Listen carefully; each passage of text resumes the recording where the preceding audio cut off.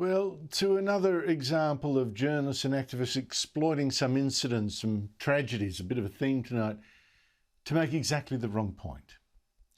A few days ago, a gunman in the US shot up 3 massage parlours, killed 8 people, 6 of them Asian women.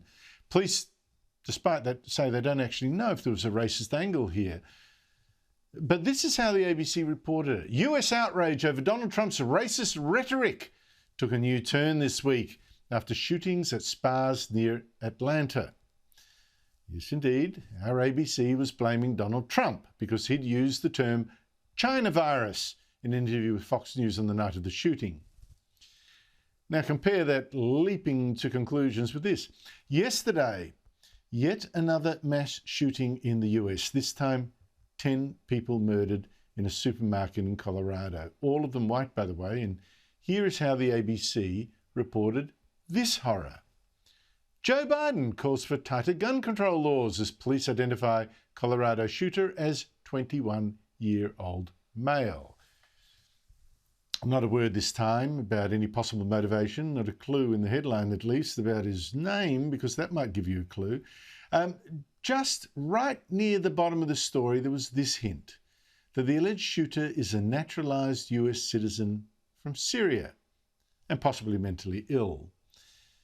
In fact, what the ABC left out about this shooter, Ahmad Al Aliwi Alissa, is that he is a Muslim who tweeted a bit about Islam and his hatred of Donald Trump and his immigration policies. Now, before that news came out about his identity, a lot of journalists and activists assumed that the killer that was being arrested that they saw, that he was white. Now, activist Mina Harris, niece of the Democrat Vice President Kamala Harris, said, yes, violent white men are the greatest terrorist threat to this nation. An AFP journalist and fact-checker said, of course the killer was white. Of course he was apprehended rather than choked or shot to death because he was not brown, black or Muslim. Lots of tweets like that. Feminist activist and author Amy Siskin said, this shooter was taken into custody, but if he were brown or black, he would be dead. But get this.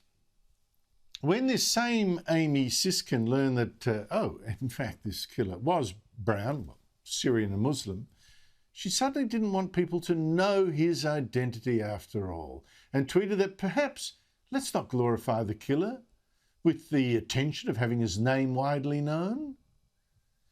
Joining me is Andy Ngo, who has covered the far left activists and written a New York Times bestseller called Unmasked about Antifa and its agenda. He knows about that, all right, having been attacked by them. He's also editor-at-large for the Post-Millennial. Andy Ngo, it's always great to catch up with you. Now, this shooting in Boulder is a tragedy. Again, we here in Australia, we're wondering about America's gun laws.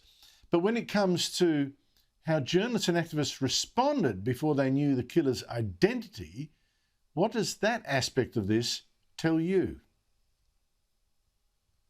Well, it's been a rough week for the identitarian left in the United States.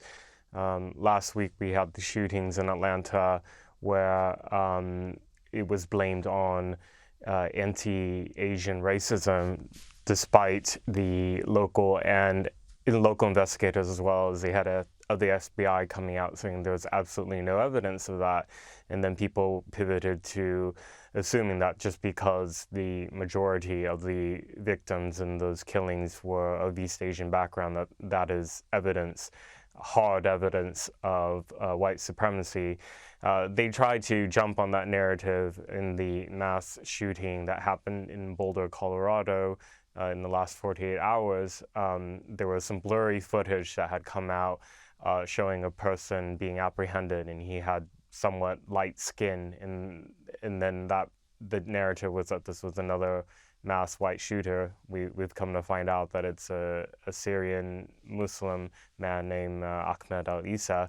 So now it's all about narratives, and it's a very cynical exploitation of deaths. It's very sick.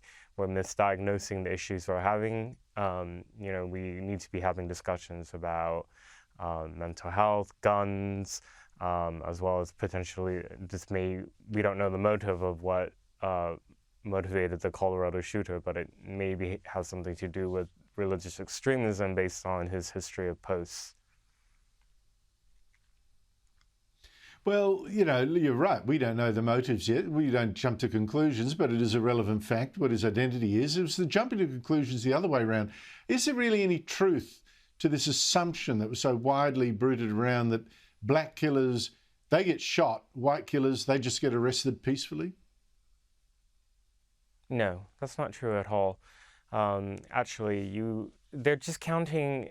Again, it's all about narratives. If you break down and you look at how many instances of suspects who are apprehended who are carrying out violent crimes, who are not killed, they don't and they happen to be people of color. These people are never counted. And then I mean, I don't understand what these leftists are trying to say. They're trying to say that police should be more brutal and kill every violent criminal suspect. I think that if Alissa had been killed in Colorado, certainly the headlines from left-wing biased media would be that this is police too quick to shoot somebody who looks Muslim or looks Arab. That's absolutely correct. Andy, you're right now in Britain after covering the far left in the US, putting your body on the line there. There's been so much talk in the West about the rise of far-right extremists, and there has been some. But when we look again at this latest riot in Britain, in Bristol, more than 20 police injured, a police station attacked, police vehicles burned, a protest supposedly against tough policing and demonstrations in the pandemic, we see that police have appealed for help to find some of the rioters it wants to get hold of, and that we are once again looking at left-wing groups. Is that correct? Yeah, so people were criticizing me for describing the Bristol riots as far left, but I did so because based on the groups that were calling for their comrades to come out that day, which, as you mentioned, was over the weekend extremely violent, which is not usual for protests in Britain. I mean, people nearly seized the police station in the city centre. They set cars on fires. An officer had a punctured lung, another had broken bones. I mean, this is some of the worst violence that the police officers for that county have seen in decades, maybe ever, actually. And so now it should be no surprise that when I look at what some of the Antifa accounts, both in the UK and the US, are saying, they're telling people to get rid of any potential incriminating evidence, such as their clothing or even maybe their mobile devices. So this has all the markings of militant far-left organizing, carrying out political violence in the UK. There we go again. Andy Ngo, thank you so much for your time. My pleasure.